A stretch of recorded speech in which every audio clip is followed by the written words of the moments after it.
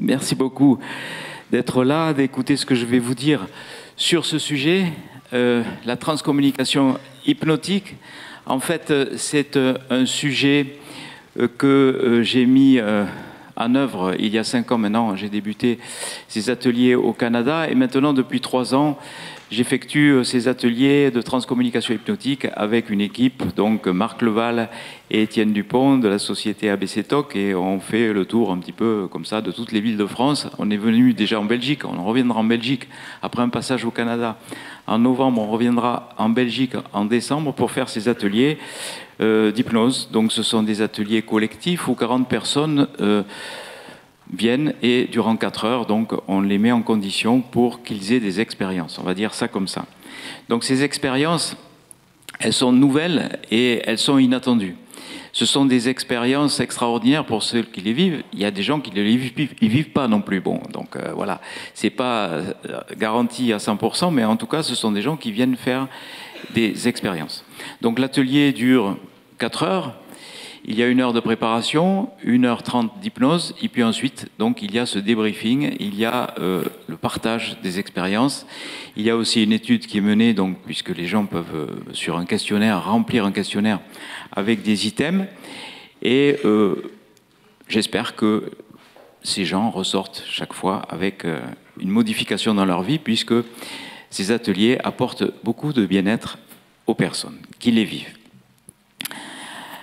Alors, pourquoi avoir voulu faire ces ateliers d'hypnose? Eh bien, c'est tout simplement l'observation qui me fait dire que ce n'est pas forcément le cerveau qui fabrique la conscience. Effectivement, pour un observateur, une personne est inconsciente à quel moment?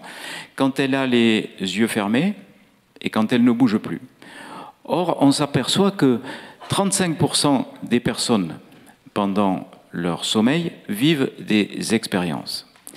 Certains voient apparaître des défunts, d'autres ont des prémonitions.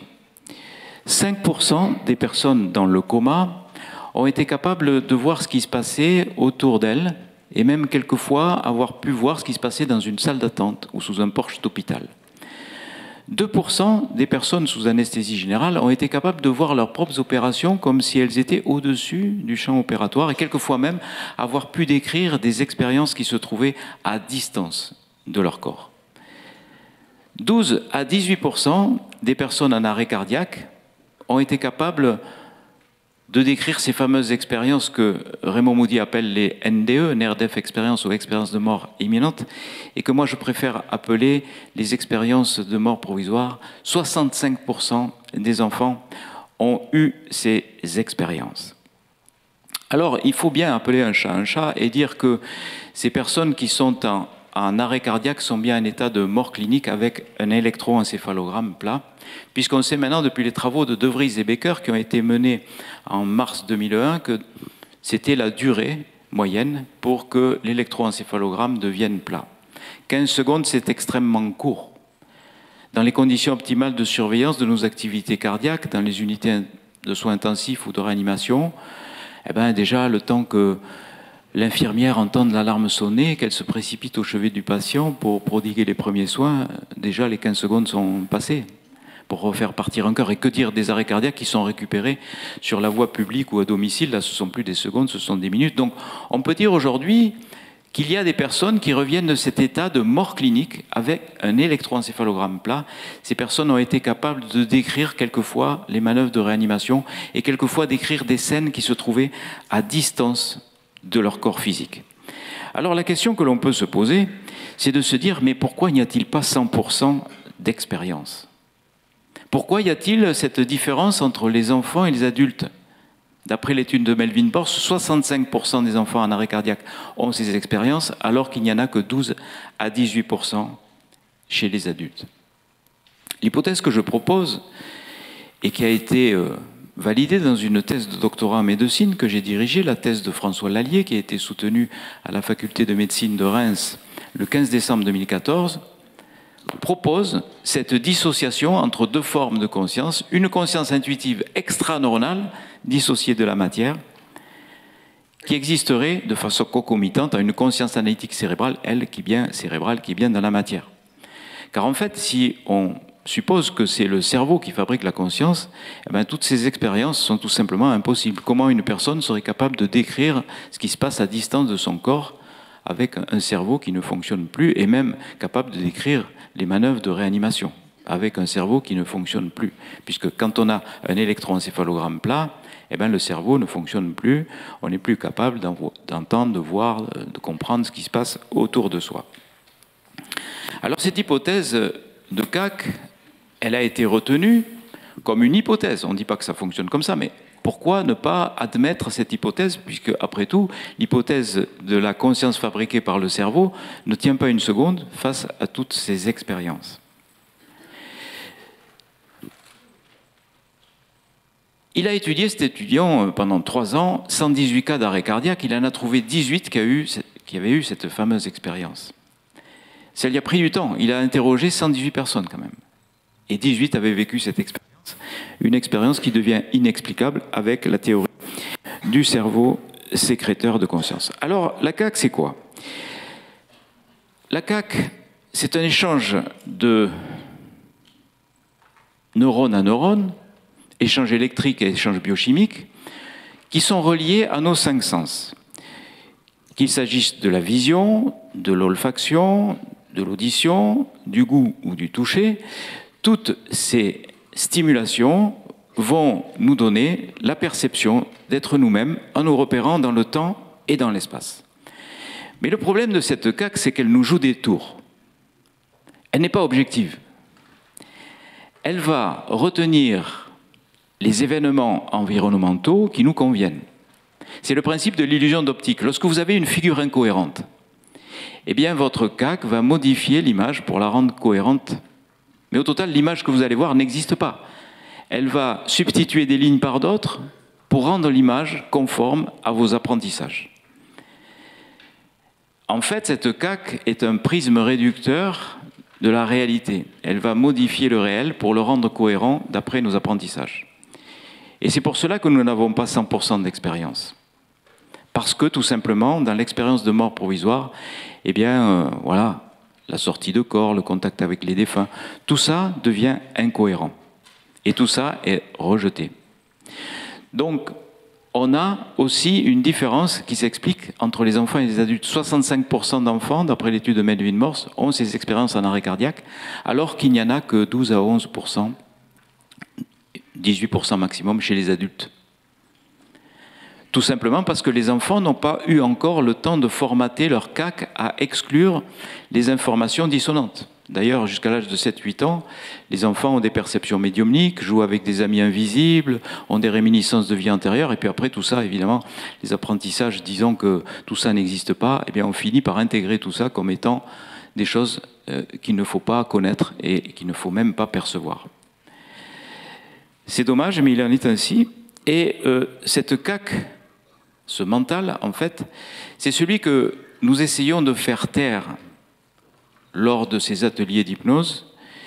C'est celui qui se tait aussi lors des arrêts cardiaques, puisque là, le cerveau ne fonctionne plus du tout, ou qui est au ralenti pendant le sommeil, pendant les comas, ou pendant l'anesthésie générale.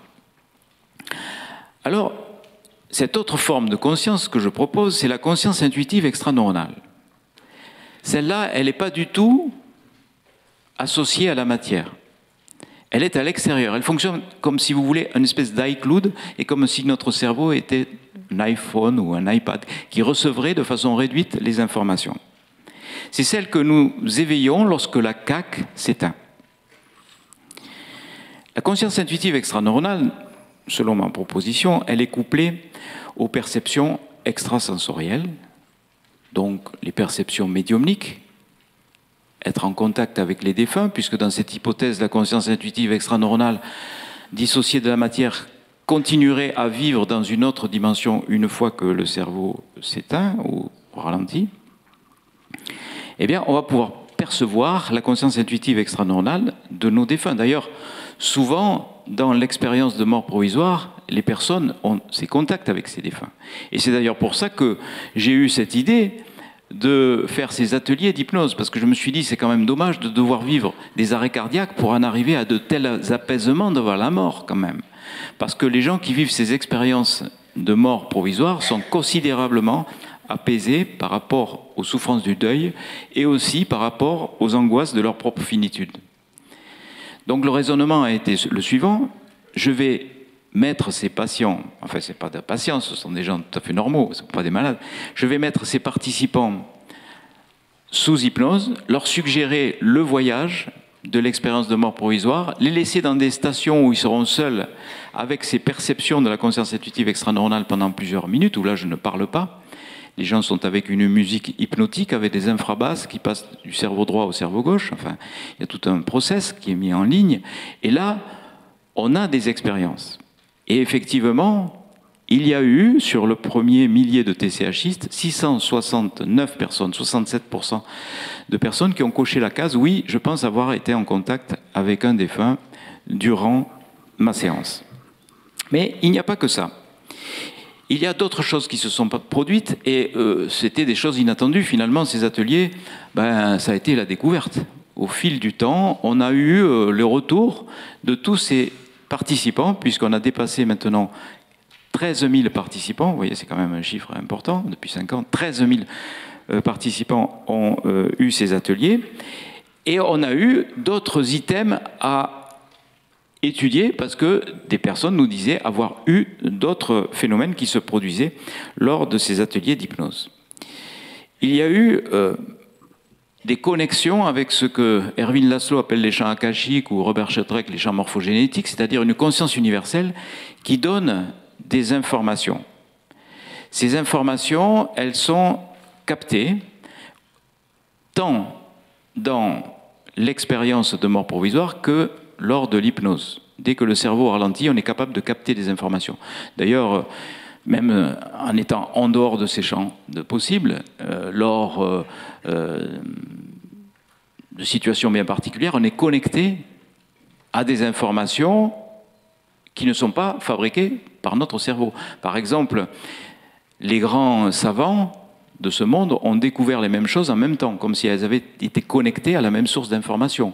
Des artistes aussi, sans se connaître, ont réalisé des œuvres artistiques, littéraires, musicales qui se ressemblaient, sans plagiat ni quoi que ce soit. Elles ont été connectées à la même source. Et bien là, dans ces états modifiés de conscience, on a cette possibilité de connexion à une source d'information. Et cette source d'information, elle nous dit quoi? Lors de l'expérience de mort provisoire, il en est de même que lors des TCH, les messages sont toujours les mêmes. On nous dit quoi de l'autre côté? Les expérienceurs nous disent « J'ai été confronté à un être de lumière qui m'a dit « Qu'as-tu fait de ta vie? Qu'as-tu fait pour les autres? Comment as-tu aimé les autres ?» Il semblerait que ça soit ça, notre véritable mission terrestre. L'amour inconditionnel. C'est même pas l'amour d'un couple, dans la relation amoureuse, je te donne mon amour, tu me donnes le tien, non. C'est inconditionnel. C'est relié à la résilience, au pardon, enfin à tout ce qui est connexe à l'amour inconditionnel. Ça serait ça, notre véritable mission terrestre. Et puis aussi, il y a, lors de ces ateliers de TCH, des personnes qui ont des visualisations de messages d'alerte. Ils le perçoivent comme ça. Des messages d'alerte qui leur disent « Bon, attention à la planète. On se comporte trop mal avec notre planète. » Il y a des messages d'incendie, de tremblements de terre, de troubles écologiques, pollution des eaux, etc. Autres messages d'alerte qui parviennent aux personnes qui participent à ces séances. Par rapport aux animaux, on se comporte trop mal avec nos animaux. Notamment par rapport aux baleines, par rapport aux abeilles en ce moment, ça revient très souvent. Et puis un autre message, mais celui-là il est beaucoup plus difficile à comprendre. Ils nous disent de l'autre côté, que ce soit en arrêt cardiaque ou en TCH, rien n'est grave et tout est juste. Vous voyez à quel point ça peut être même choquant quand on est dans l'épreuve où on pense que c'est juste l'inverse. Nous serions ici, sur ce plan terrestre, pour faire des expériences, et plus ces expériences seraient difficiles, compliquées, douloureuses, et plus nous progresserions sur le plan de notre âme. Vous voyez que c'est assez difficile à... Non, ça y est, on m'entend, on m'entend. Tous ces messages, ils arrivent dans les mêmes conditions, en arrêt cardiaque ou en TCH.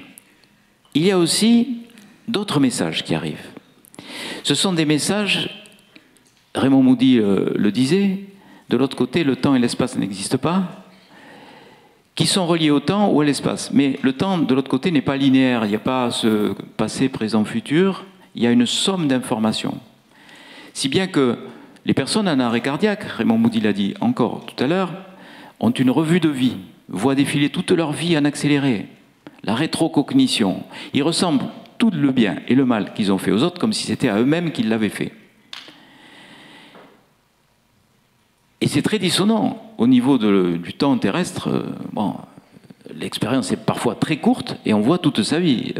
Nicole Dron, une expériencieuse, a écrit un livre de 300 pages sur son expérience, rien que l'intitulé parle 45 secondes d'éternité. Mais oui, elle a eu un arrêt cardiaque très bref et elle a fait 300 pages. Elle fait 1h30 de conférence sur ce qu'elle a vécu. Donc, c'est quelque chose qui nous échappe complètement, le temps et l'espace. On a des visions quelquefois précognitives, on devine le futur. Et ça arrive aussi lors de l'expérience de mort provisoire, mais aussi en TCH. Il y a par exemple des expérienceurs qui ont vu leur futur et qui ont pu ensuite le vérifier, puisque maintenant avec le retour de 5 ans qu'on a, on a pu vérifier un certain nombre de futurs. Alors ça met à mal la théorie de l'hypnose, où on pensait que l'hypnose était voilà, une réminiscence de souvenirs enfouis dans l'inconscient. Non, là, le souvenir n'existe pas, puisqu'il appartient au futur. Par exemple, une dame en TCH voit apparaître un homme qu'elle ne connaît pas. Elle le rencontre 2 mois plus tard, ils vivent maintenant ensemble. Donc là, je veux dire, le futur, il fallait le fabriquer. Voilà. Oui, je dis aux participants, quelquefois, peut-être vous allez rencontrer un futur compagnon de vie, j'en sais rien. Je ne veux pas mettre le bordel dans les couples, mais bon, c'est... c'est arrivé, donc voilà. Il y a des futurs très précis qui sont réalisés après. Alors, très honnêtement, on ne peut pas dire si c'est l'expérience qui a influencé le futur ou l'inverse. On peut se dire, oui, il a eu l'idée d'aller vivre là-bas parce qu'il a eu cette visualisation dans sa séance. Mais là, lorsqu'il s'agit du visage d'un homme, quand même, voilà, on ne peut pas le construire s'il n'était pas déjà existant quelque part. Dans le futur, c'est là où s'est fait cette relation, une relation par rapport au futur. Par rapport au passé, on peut voir donc sous hypnose des périodes bien précises de son passé. En général, ce ne sont pas des revues de vie qu'on voit, mais ce sont des périodes de son passé.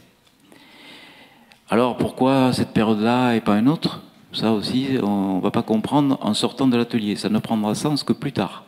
Quelquefois aussi, il y a des personnes qui voient des vies passées, et même qui ont les circonstances de leur décès dans des vies passées, qui vont peut-être pouvoir expliquer certaines de leurs angoisses ou de leurs phobies face à telle ou telle situation.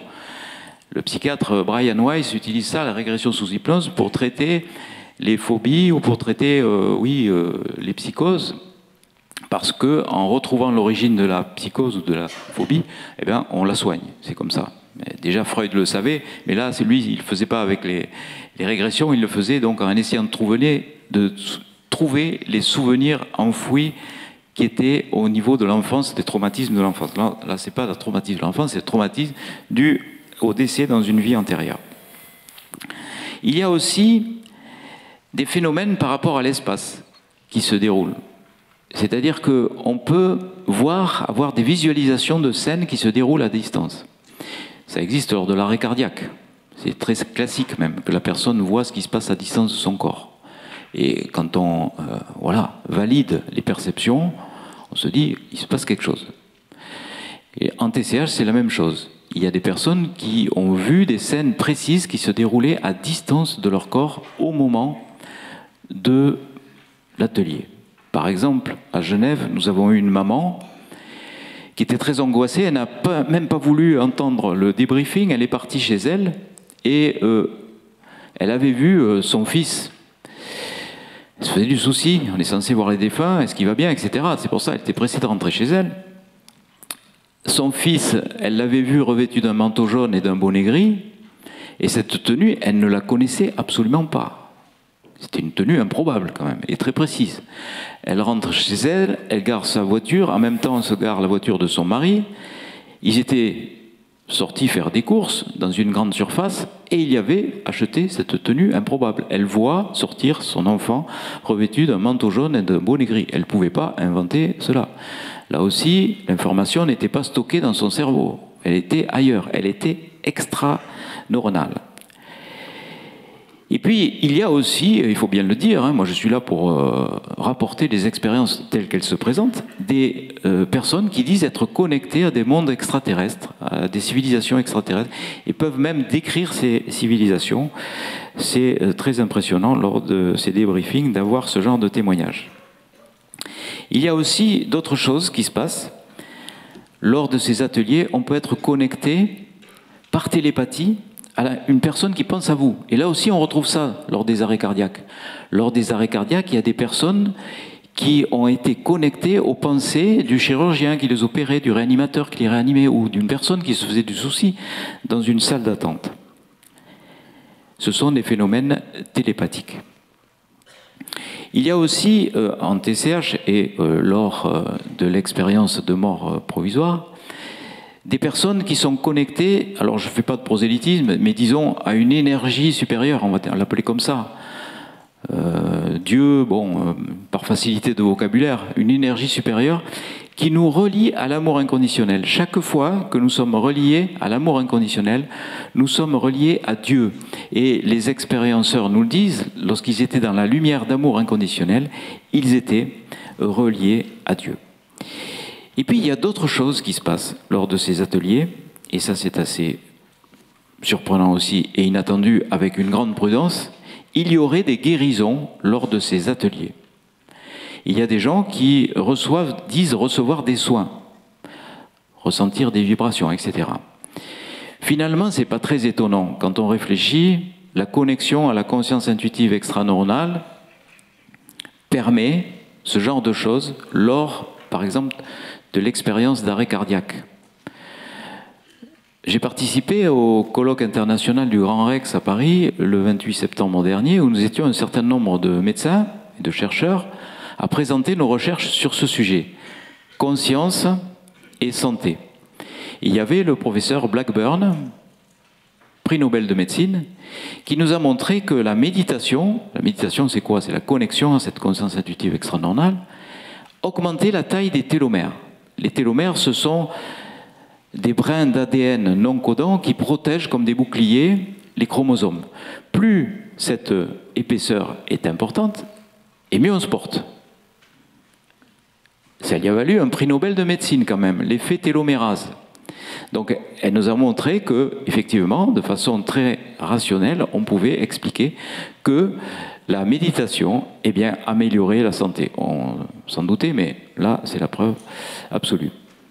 Il y avait aussi le professeur Eben Alexander, peut-être vous connaissez ce neurochirurgien à Harvard, qui a fait une méningoencéphalite à Escherichia coli, qui est normalement mortelle dans 98% des cas, dans le cas dans lequel il se trouvait, et lui, il a recouvré sa santé, il est revenu complètement guéri et sans aucune séquelle de son coma très grave, sauf que lui c'est un matérialiste pur et dur, il travaillait sur le cerveau là, et il ne croyait pas du tout à ses expériences, sauf que là il vit lui-même l'expérience. Il est confronté à une incursion dans l'au-delà. Dans l'au-delà, il rencontre une femme qu'il ne connaissait pas, qui l'accompagne. Là aussi, ça ne pouvait pas se stocker dans son cerveau, et pour lui, c'est la preuve absolue.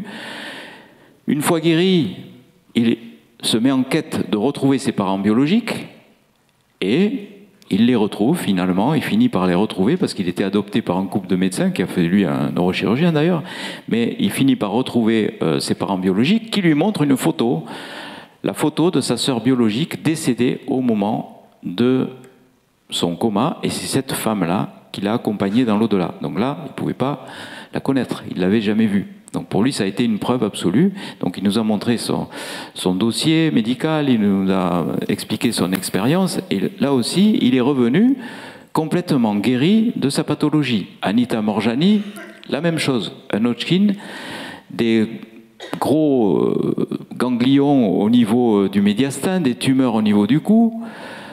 Elle fait un coma très grave, on pense qu'elle va mourir. Elle revient complètement guérie après une incursion dans l'au-delà. Comme si la connexion à la CIE pouvait guérir aussi les gens. Il y avait aussi la dernière miraculée de Lourdes, une sœur qui, par la prière, est revenue guérie. Elle nous a parlé de ses expériences. Et donc, moi, j'ai présenté quelques patients pas des patients, quelques participants qui sont revenus guéris de certaines pathologies chroniques au cours d'une seule séance de TCH.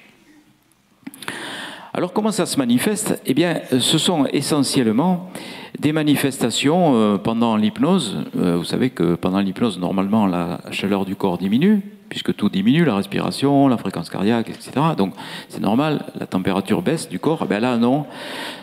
Les gens disent recevoir des soins énergétiques en ayant des chaleurs, des douleurs dans des régions bien spécifiques du corps, des perceptions de lumière, des vibrations ou des paresthésies, des fourmillements.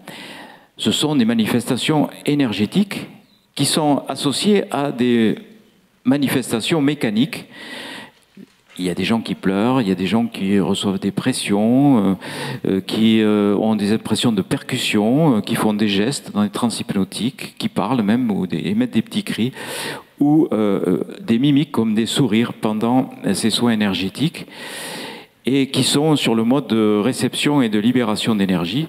Et donc ensuite, les personnes racontent qu'elles ont eu des améliorations ou des disparitions de douleurs chroniques ou de douleurs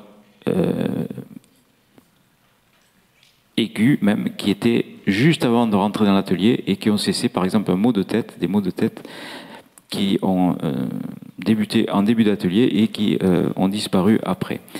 Donc, disparition de pathologies chroniques, physiques ou psychologiques. Alors, dans ce schéma, comment ça fonctionne? Il y a donc ces deux formes de conscience. La conscience analytique cérébrale et la conscience intuitive extraneuronale. Dès que la conscience analytique s'allume, c'est la conscience intuitive qui s'éteint. Elle va s'allumer à quel moment? Elle va s'allumer dès qu'on a une perception sensorielle. Impossible, par exemple, de ne pas analyser un bruit. Lorsque vous entendez quelqu'un tousser, impossible de ne pas vous dire « quelqu'un a toussé ». Ce que je dis aux participants de ces ateliers. Même avec un casque, vous pouvez entendre quelqu'un tousser ou ronfler. Bon, c'est sûr. Mais il ne faudra pas suranalyser le bruit en vous disant « tiens, il a ronflé, donc j'ai pas de chance, j'aurais pas dû me mettre là, j'espère qu'il ne va pas ronfler parce que ma CIE va s'allumer. » Et vous pouvez être comme ça dans cette situation où pendant 1h15, vous allez être complètement perturbé en faisant activer votre CAC. Si vous êtes dans la peur, eh bien sûr, vous allez activer votre CAC. Aucune raison d'avoir peur. Lors de ces séances d'hypnose, il n'arrive rien. 13 000 participants, il n'y a jamais eu un seul problème, il n'y en aura jamais. Ce n'est autre chose qu'une méditation dirigée, donc il ne peut pas y avoir de danger. Il y a encore des gens qui ont peur de rester hypnotisés à vie, ça n'existe pas. Je leur dis, à la fin de la séance, vous serez tous partis, vous serez chez vous. Voilà. Il n'y a aucune domination de l'hypnotiseur sur l'hypnotisé. C'est dommage que ces spectacles grand public, on a vraiment cette impression que des gens montent sur scène contre leur volonté pour faire n'importe quoi. Voilà, non, c'est faux. Ils sont sous hypnose, mais ils sont d'accord pour faire ça. On ne peut pas vous faire commettre un viol ou un meurtre sous hypnose, ça n'existe pas non plus. Donc voilà, et ces peurs ou ces angoisses peuvent bloquer la CIE parce que c'est la CAC qui se met en route, forcément. L'attente aussi. Si vous venez à un atelier pour rechercher, dans un but bien précis, en contact avec un défunt, ça ne va pas marcher parce que vous allez râler après vous-même, vous allez être impatient, etc. Donc il faut vraiment venir là pour faire une expérience sans rien attendre. La conscience intuitive extraneuronale, elle va s'allumer et éteindre la conscience analytique cérébrale, puisque quand on est en CIE, on ne sait pas trop où on est, dans quelle position sont les bras, combien de temps dure la séance, etc. Il y a des gens qui sortent de là, ils vous disent « mais quoi, ça a duré quoi le truc, 10 minutes ou quoi ?» Je ne sais pas. Non, ça n'a pas duré 10 minutes. Et puis, c'est bizarre parce que j'ai les joues mouillées. Oui, on n'a pas les joues mouillées, on ne pleure pas pour rien quand on est adulte. Ça veut dire que la personne a eu des informations suffisamment émouvantes pour la faire pleurer, mais elle s'est pris un grand coup de cac à la fin. Comme tous les matins, on s'en prend un. On s'en rend pas compte, mais on oublie tout ce qu'on a reçu comme information pendant la nuit, à moins de le noter tout de suite. Donc je dis aux personnes, vous pouvez retrouver les informations perdues en vous mettant vous-même en état de méditation, ou alors voilà, en consultant un coach.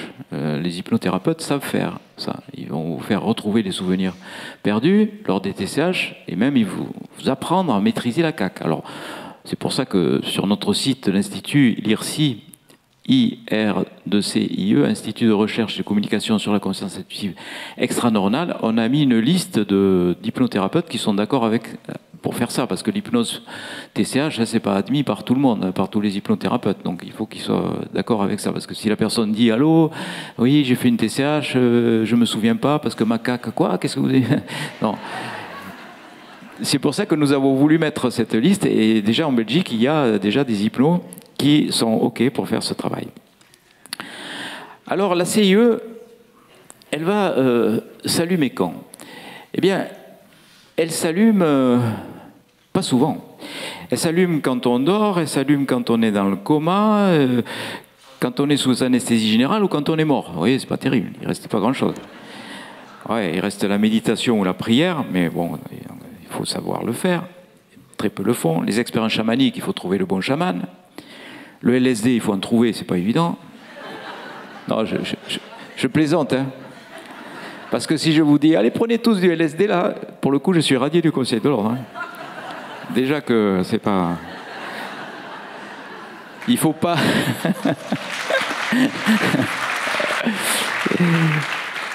Il faut pas, surtout pas prendre le LSD. C'est très dangereux, ça peut être mortel. Stanisław Grof a fait des études là-dessus avec ses étudiants et il a montré que vraiment, des expériences sous LSD ressemblaient vraiment à des expériences chamaniques ou des expériences de mort provisoire. Certaines plantes, on en a parlé tout à l'heure, l'iboga et l'ayahuasca peuvent aussi donner ces impressions-là. Et l'hypnose, c'est quand même beaucoup plus simple que tout ça. La CAC va se rallumer à la fin de ces expériences, c'est-à-dire au réveil de sommeil physiologique, après un coma ou un essai général, le retour à la vie après un arrêt cardiaque, ou à la fin d'une expérience transcendante. Alors comment ça marche en pratique dans ces ateliers? Eh bien, les résultats obtenus sont là grâce à l'état hypnotique qui est provoqué par les manœuvres classiques que l'on fait en bloc opératoire quand on est anesthésiste. C'est très simple, il suffit, dans le principe, il suffit de faire passer l'activité électrique corticale cérébrale de 21 Hz à peu près, c'est l'activité dans laquelle on est là, puisque je vois que personne s'est endormi, pour l'instant, à une activité en dessous de 14 Hz, 10, 9, 8, voilà. Et là, quand vous êtes dans ce créneau-là, eh ben, vous allez être dans la suggestion. C'est-à-dire qu'on va vous bloquer la CAC. L'analyse de la douleur, par exemple, au bloc opératoire ne sera plus perçue parce que il y aura cet état particulier où vous allez partir en voyage, donc avec les suggestions qui nous sont faites. Mais tout n'est pas suggéré dans les séances de TCH. Évidemment, ça serait complètement idiot. Si je suggérais le voyage à tout le monde raconterait la même séance et ça n'aurait aucun intérêt. Non, j'emmène des gens dans des stations où ils sont seuls avec la musique. Il y a des situations qui sont suggérées, certes, mais ils sont seuls avec la musique et pendant plusieurs minutes, ils reçoivent des informations. Et c'est là où ils ont leurs expériences spectaculaires et leurs expériences qui leur sont très personnelles, qui n'est pas forcément celle qu'ils attendent. On peut être venu voilà, chercher le contact avec un défunt et repartir avec une autre information différente, ou recevoir un soin énergétique, par exemple. Alors, quels sont les résultats ? Les résultats ont été étudiés surtout sur les 1000 premiers participants, puisque je vous ai dit maintenant on en a dépassé 13 000. Donc c'est vrai que dans cette première étude, on avait surtout étudié le contact avec les défunts, puisque c'est ce qui est le plus apaisant dans l'épreuve du deuil et aussi par rapport aux angoisses de sa propre finitude. On peut deviner les débouchés que ça pourra avoir dans les soins palliatifs. Donc on a étudié plus spécialement cette partie, le contact avec les défunts. L'âge moyen était de 46 ans de ces participants, avec des âges extrêmes de 19 à 85 ans. Là aussi, on a élargi. Il y avait 59% de femmes et 41% d'hommes. Là, ça serait plutôt 80% de femmes et 20% d'hommes dans les ateliers qui ont suivi. Et les résultats, quels sont-ils ? Alors, En ce qui concerne la profession, on a trouvé 21% d'enseignants, coaching, yoga, Reiki, hypnothérapeute et médium. C'est vrai que c'est des gens qui sont surtout venus faire des expériences pour essayer de voir ce qui se passait au niveau de leur ressenti personnel. Il y a aussi des personnels de santé. Alors les personnels de santé, 18%, c'est-à-dire ce sont des infirmières ou des aides-soignantes. 15% ce sont des professeurs d'école et de lycée. 12% des professions libérales et des chefs d'entreprise, 10% des retraités, 9% d'étudiants, 7% de médecins, sans profession 5%, et autres 2%. Religion, davantage de catholiques, 42% de catholiques, 40% sans religion. Il y avait des bouddhistes aussi, c'est étonnant ce chiffre, 6% de bouddhistes, il y en avait beaucoup qui sont venus dans nos ateliers finalement, 4% autres et des musulmans 1%. 39% avaient l'habitude de méditer et 96%, c'est mieux là, je vois mieux, c'était pour eux la première séance d'hypnose. 9% c'était des gens qui avaient l'habitude de se relaxer et qui ont validé, non c'est pas ça, 97% ce sont des gens qui ont réussi la suggestion de relaxation et qui ont au moins eu 3 suggestions. 64% ont ressenti les transmissions énergétiques que je leur proposais. 82% ont eu la sensation de sortir de leur corps pendant l'hypnose. 65%, en fait c'est 67%, 669 sur 1000, ont coché la case « Oui, je pense avoir été en contact avec un défunt ». 35% disent avoir pu communiquer avec ce défunt. 22% disent avoir reçu des informations de ce défunt. Globalement, donc une majorité de satisfaits, mais quand même un quart des personnes qui ont trouvé la séance décevante, 22% décevant, 3% très décevant, satisfaisant 54% et très satisfaisant 22%. Alors, d'un point de vue global, si on s'intéresse uniquement avec ce sujet, la communication avec les défunts, puisque c'est le sujet de ce colloque, hein, le deuil, communication avec les défunts. Alors je reprends les statistiques et globalement, il y a, au point de vue satisfaction par rapport à cet item bien précis, une majorité de gens qui sont satisfaits. Et vous voyez que si on fait la somme 37% plus 57%, 94%, ça veut dire qu'il y a des gens qui n'ont pas eu de contact avec les défunts, mais qui sont quand même satisfaits sur cet item-là, de contact avec les défunts. Tout simplement parce que ce sont des personnes qui, au débriefing, ont entendu les autres parler. Ils ont entendu certaines personnes qui avaient eu des expériences. 6% de déçus, c'est relatif aussi, parce que quand on dépouille les questionnaires, on s'aperçoit que les déceptions, quand même, c'est relatif. Par exemple, il y a des gens qui ont été déçus parce que le contact avec les défunts n'a pas duré assez longtemps. Ou alors, il y a des gens qui sont déçus parce que ce n'est pas le bon défunt qui s'est présenté. Il est sûr que si on attend son conjoint et que c'est la belle-mère qui arrive, ça fait pas ça fait peut-être pas le même effet. Hein. Bon. Donc, déception relative. Par rapport à la religion, eh ben, on n'a pas vu de différence par rapport à la population générale. Il y avait toujours ces 6% de déçus, que ce soit chez les athées ou chez les religieux. Il y a quand même quelque chose qui nous a surpris, c'est que les gens qui, a priori, sont religieux, croient une vie après la vie, mais il y avait moins de contact avec les défunts. Ils étaient en dessous des 65%, ils étaient plutôt aux alentours des 50% lorsqu'ils avaient une religion. On n'a pas d'explication à ça. Peut-être que oui, c'est le fait d'être adhérent à une religion, un dogme religieux. Vous savez, le contact avec les morts, c'est pas forcément bien accueilli dans les religions. Donc voilà, peut-être que c'est ça qui les a bloqués. Enfin, on a essayé de réfléchir un peu, mais on n'a pas trouvé pourquoi il y avait ce chiffre. En ce qui concerne les professions médicales, alors professions médicales hors médecin, hein, c'est-à-dire ce sont soit des kinés, soit des dentistes, des infirmiers, enfin tout ce qui est profession médicale. On a ce chiffre-là, vous voyez, plus de déçus qu'ailleurs, 9%, même 1% de très déçus, et donc moins de satisfaits. Pour les médecins, ben c'est là où on a les plus mauvais chiffres, mais ça on pouvait s'y attendre un petit peu, parce que mes chers collègues sont beaucoup dans la CAC et très peu dans la CIE. Donc voilà. 12% dont le double de déçus. Enfin, c'est quand même minoritaire, mais enfin, c'est le double de la population normale. Et donc 88% de satisfaits.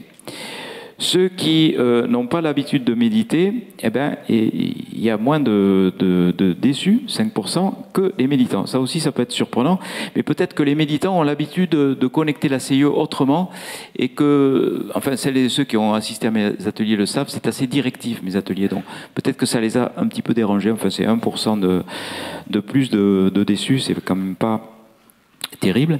Pour ceux qui ne pratiquent pas l'hypnose, il y a ce chiffre de 6%, donc c'est par rapport à ceux qui pratiquent l'hypnose, 7%.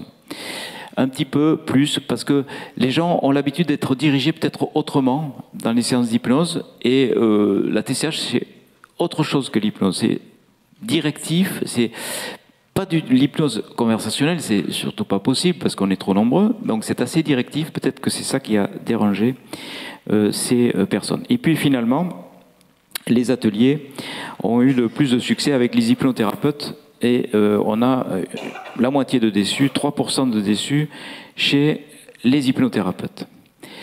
Alors bon, ça ce sont des chiffres par rapport au contact avec les défunts.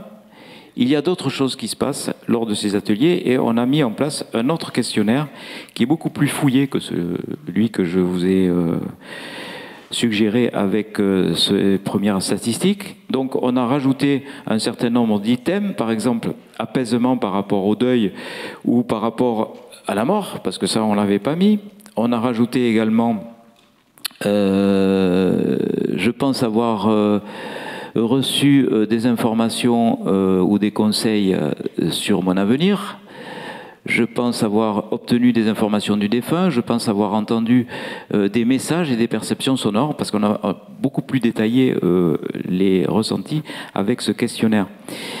Il y a aussi des personnes qui pensent avoir vu des scènes qui se déroulaient à l'extérieur de leur corps, et ça c'est assez fréquent finalement, ils ont pu les valider ou pas après, qui pensent avoir vu des scènes qui se déroulaient dans le passé, ça on l'a rajouté, ou avoir vu des scènes qui se déroulaient dans des vies antérieures, on l'a rajouté aussi parce qu'on s'y attendait vraiment pas à ce genre d'informations.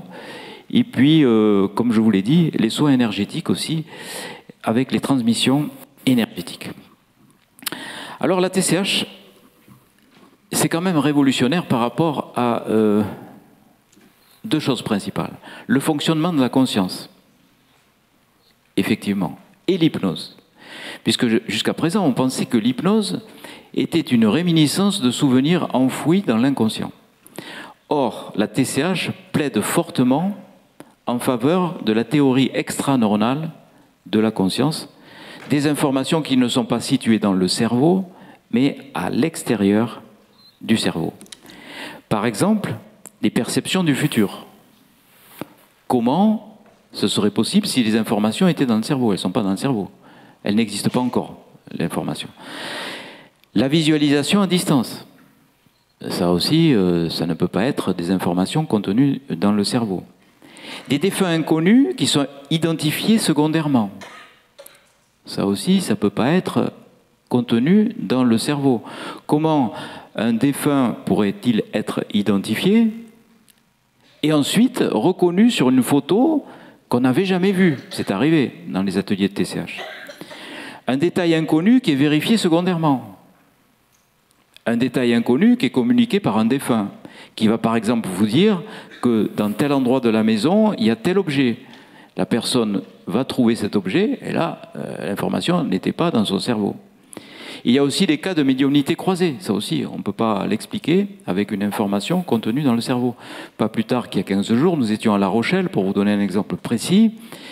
Il y a une dame qui dit « mais je ne sais pas pourquoi j'ai vu ça, j'ai vu un monsieur qui avait le bras arraché et il me disait que son mognon qui avait du mal à cicatriser était guéri, que maintenant il n'avait plus son bras arraché dans l'au-delà. Ça ne me dit absolument rien. Et là, il y a une dame très émue qui nous dit, mais oui, mon mari a eu un accident de moto, il a eu son bras droit arraché, son moignon a gangréné, il est mort de ça. Donc, bien sûr, elle a perçu cette information pour elle. Comme si nous avions tous en nous ces capacités extrasensorielles. Finalement, nous serions tous capables de médiumnité, de télépathie, d'intuition, de prémonition, de remote viewing, de voyance. On a tous ça en nous, à condition de savoir se connecter à cette conscience intuitive extra-normale. Et je crois que, pour terminer cet exposé, mieux que ces statistiques, que mes discours, je vais vous présenter certains témoignages oraux. Vous savez, quand on fait ces débriefings oraux, on a ce partage. Et c'est ça qui nous fait, c'est notre moteur à nous, c'est le bien-être des gens, et puis c'est ceux qui partagent avec nous avec beaucoup d'émotion. Donc je vais vous faire écouter quelques-uns d'entre eux pour clôturer cette séance. Par exemple, alors je ne sais pas s'il y a une question, le temps que je retrouve mon... Oui ? Bonjour, merci pour votre conférence. Je voudrais savoir comment vous expliquez le phénomène de synchronicité que j'ai vécu plusieurs fois. Oui. Merci. Vous nous parlez duquel ? Est-ce que vous pouvez être plus précise? Parce que les synchronicités de Jung, on peut faire 1 heure dessus. J'ai vécu plusieurs fois des expériences où j'ai retrouvé quelque chose, où je vivais un moment que j'avais pensé auparavant, qui était imprévu, enfin voilà, ce genre de choses. C'est-à-dire, c'est plutôt des projections par rapport à votre futur. C'est ce que j'ai parlé tout à l'heure, des précognitions, des intuitions. Oui.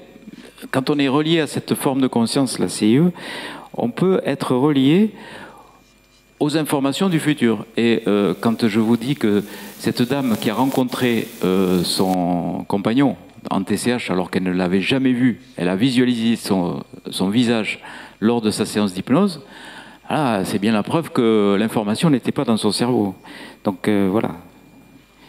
Alors ça peut être plus qu'une synchronicité, ça peut être plus une projection par rapport à votre futur, vous voyez. Merci. Voilà. Oui, j'ai une question pour vous, ici. Oui. Oui, en fait, je me suis beaucoup intéressée à ça il y a au moins 20 ans, et dans la littérature que j'avais trouvée à l'époque, on mentionnait quand même un certain nombre de pourcentages de personnes qui vivaient des expériences très désagréables, voire très effrayantes. Et là, je vois que dans votre façon de procéder, il n'y a jamais de retour qui, par ailleurs, donnait plutôt peur de la mort. Alors, on a eu, vous parlez des séances de TCH. Oui. On a eu des expériences négatives, effectivement. Par exemple, à Saint-Hippolyte, on a eu des visualisations de personnes qui ont vu des séances de décapitation, qui ont vu des... Ah non, c'était pas à Saint-Hippolyte. À Saint-Hippolyte, c'était autre chose. Ils avaient vu des enfants avec qui étaient mal, et blessés, etc. Et à Saint-Hippolyte, on s'est aperçu qu'on avait fait l'atelier sur une zone où des enfants réfugiés, pendant la dernière guerre, avaient été donc blessés et tués par un bombardement allié. Et à Nîmes, on avait trouvé aussi des expériences négatives avec des séances de décapitation, d'amputation de membres et des apparitions de silhouettes avec des capuchons. Et on s'est aperçu que l'atelier avait été fait sur une région, enfin sur un site où il y avait eu le massacre des Capucins. On a pu retrouver ça. Donc si comme les lieux avaient une mémoire. Et ça c'est très troublant parce que voilà, ça montre qu'on a cette capacité d'être relié. Oui ? Oui, on va vous en donner. Je travaille depuis... Merci docteur pour tout ce que vous faites d'abord. Merci. J'ai eu la chance de faire 2 ateliers avec vous en Belgique.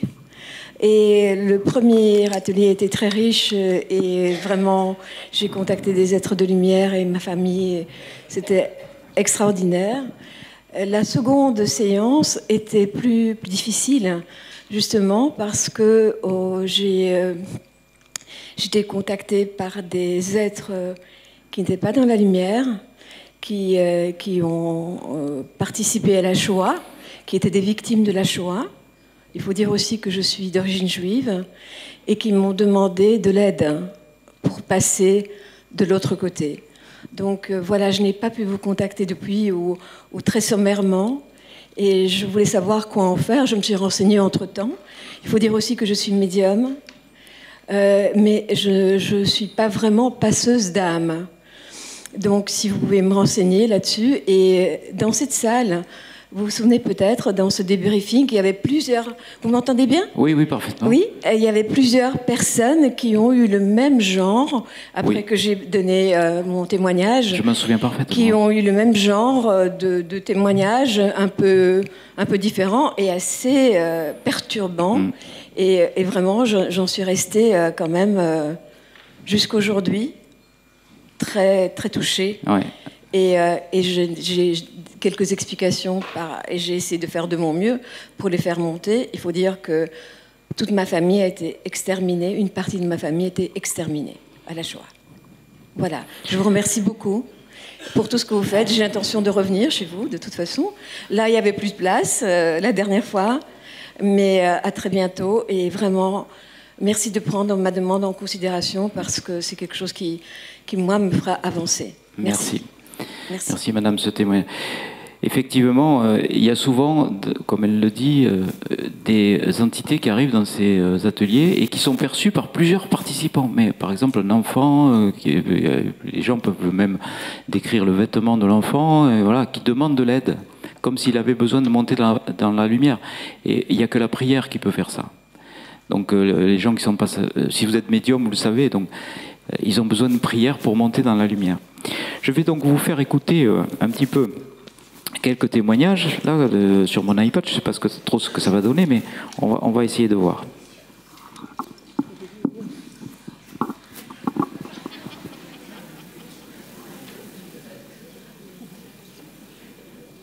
Pour ma part, ça a été un magnifique voyage. Alors j'attendais beaucoup de choses de cette journée, oui. Parce que je viens de perdre ma petite sœur, au mois d'août. C'est très, très, très, très difficile. J'ai beaucoup de difficultés. Et là, je l'ai vue à nouveau sur son lit quand elle est partie.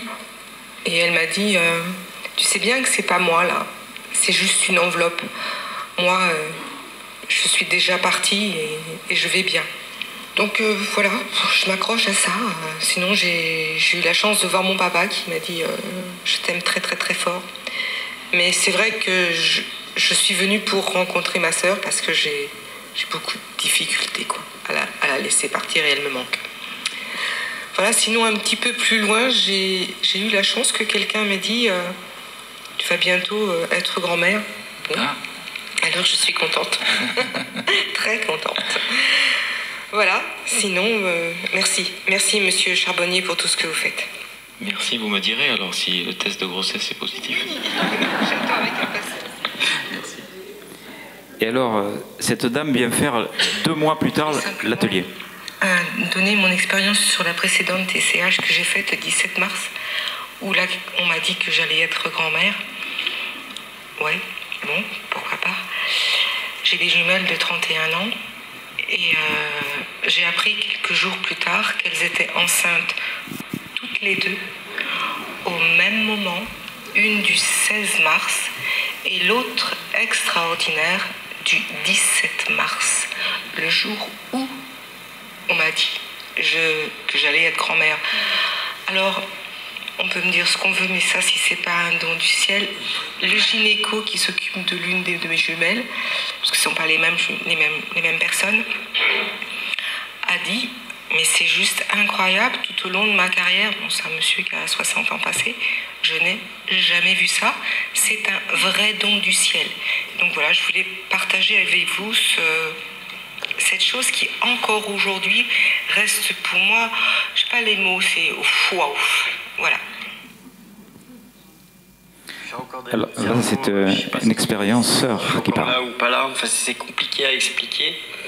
J'ai du mal à digérer l'émotion que j'ai ressentie, le cœur qui s'est mis à se battre, le froid autour, là, et puis on m'a bougé le bras, et puis on m'a caressé les mains. C'est les cheveux qui se... Enfin, j'ai plus beaucoup de cheveux, mais ils se dressaient quand même un peu, quoi. C'était incroyable, ce froid-là, Ça m'a. Je pense que c'était ma mère parce que j'ai vécu une expérience de mort imminente en 2009 et suite à son contact, c'était exactement cette même sensation. C'est de l'amour, c'est extraordinaire, quoi. Un autre témoignage. J'ai pu ressentir vraiment le contact avec ma grand-mère maternelle, sentir sa main dans ma main, son odeur, la manière de s'exprimer, une ambiance. C'était très agréable, comme si elle était là alors que ça fait 20 ans qu'elle est décédée, donc c'était très émouvant. Et à un point d'orgue aussi pendant cette TCH, j'ai eu le sentiment quand on est monté vraiment très haut, voilà, d'être face à un être de lumière, enfin quelqu'un d'une très très grande prestance et de ressentir l'amour inconditionnel. Et là, j'ai vécu un peu une expérience de test. J'ai dû, moi, faire un acte d'amour inconditionnel face à une personne, à un agresseur de mon enfance. Et il a vraiment fallu que je dépasse. Et je pense que j'ai reconnecté vraiment avec l'amour que j'avais peut-être perdu dans l'insouciance de l'enfance. Donc voilà, vraiment je me sens très apaisé, même si j'ai beaucoup d'émotions et voilà. Ce serait trop long que je décrive tout ce que j'ai ressenti. Je le ferai par mail. La chose la plus importante est peut-être le message d'urgence de faire passer l'amour en priorité dans notre vie. C'est ce qui s'est mis en place pour moi dans les 2 années qui ont suivi la précédente expérience à Paris. Et je peux dire, quand on écoute leur message, tout se met en place très très vite et avec une précision d'une horloge suisse, je dirais. Donc j'expliquerai tout ce qui s'est mis en place. Voilà. Merci infiniment. Je suis médecin et je fais un chemin dans ce sens-là. En travaillant maintenant ouvertement avec des médiums, ce que je ne faisais pas avant, et des personnes qui travaillent sur le spirituel. Et enfin, le dernier, là c'est une guérison, comme je vous ai parlé, les TCH, les guérisons, c'est assez inattendu. Entre la TCH de Toulouse et celle-ci, je pense que ça c'est important pour vous. J'ai la maladie de Lyme et donc j'avais des douleurs fibromyalgiques tout le temps, plus ou moins. Et depuis Toulouse, il n'y a plus rien. Voilà ce que je voulais vous dire, vous communiquer. Vous voyez que toutes ces émotions qu'on a entendues, c'est beaucoup plus démonstratif que tous les diagrammes et les statistiques que je vous ai montrés. En tout cas, j'espère que cette étude va continuer. Je le dis et je le répète, nous ouvrons nos portes à tout le monde. On n'a rien à cacher. Donc s'il y a des scientifiques qui veulent venir étudier cette autre façon de percevoir la conscience et d'étudier la conscience, ils sont vraiment les bienvenus. On ne demande que ça. Donc voilà, ce n'est pas du music hall, c'est une étude, c'est de la recherche sur le fonctionnement de la conscience. Je vous remercie.